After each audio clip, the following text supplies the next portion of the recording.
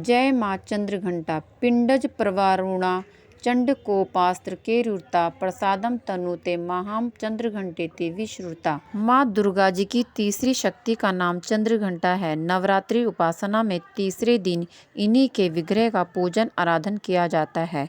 इनका यह स्वरूप परम शांतिदायक और कल्याणकारी है। इनके मस्तक में घंटे के आकार का अर्धचंद्र है। इसी कारण से इन्हें चंद्रघंटा देवी कहा जाता है। इनके शरीर का रंग स्वर्ण के समान चमकीला है। इनके 10 हाथ हैं। इनके 10 हाथों में खड्ग आदि शस्त्र और बाण आदि वस्त्र विभूषित हैं।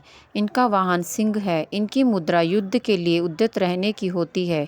इनके घंटे की सी भयानक चंड ध्वनि से अत्याचारी दानव दैत्य राक्षस सदैव प्रकंपित रहते हैं।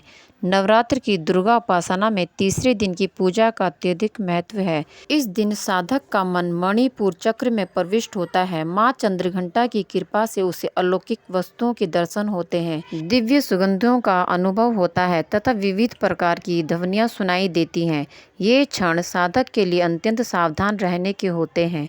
माँ चंद्रघंटा की कृपा से साधक के समस्त पाप और बाधाएं विनष्ट हो जाती हैं।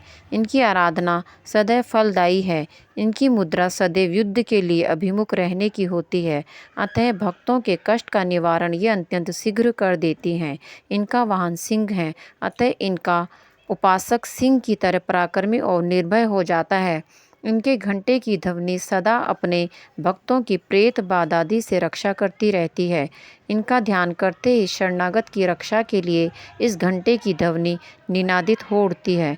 दुष्टों का दमन और विनाश करने में सदैव तत्पर रहने के बाद भी इनका स्वरूप और आराधक के लिए अंतिम सौम्यता एवं शांति से परिपूर्ण रहता है।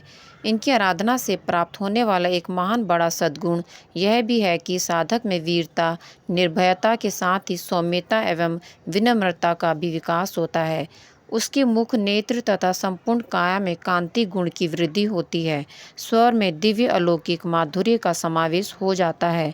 माँ चंद्रघंटा के भक्त और उपासक जहाँ भी जाते हैं, लोग उन्हें देखकर शांति और सुख का अनुभव करते हैं। ऐसे साधक के शरीर से दिव्य प्रकाश युक्त परमाणुओं का अदृश्य विकिरण होता रहता है।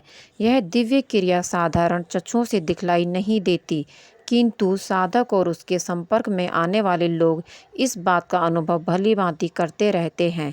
हमें चाहिए कि अपने मन, वचन, कर्म एवं काया को विहित विधि विधान के अनुसार पूर्णतः परिशुद्ध एवं पवित्र करके माँ चंद्रघंटा के शरणागत होकर उनकी उपासना आराधना में तत्पर हों।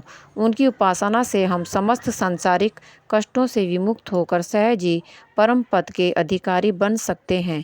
हमें निरंतर उनके पवित्र विग्रह को ध्यान में रखते हुए साधना की ओर अग्रसर होने का प्रयत्न करना चाहिए। उनका ध्यान हमारे इहलोक और परलोक दोनों के लिए परम कल्याणकारी और सद्गति को देने वाला है। जय माँ चंद्रघंटा।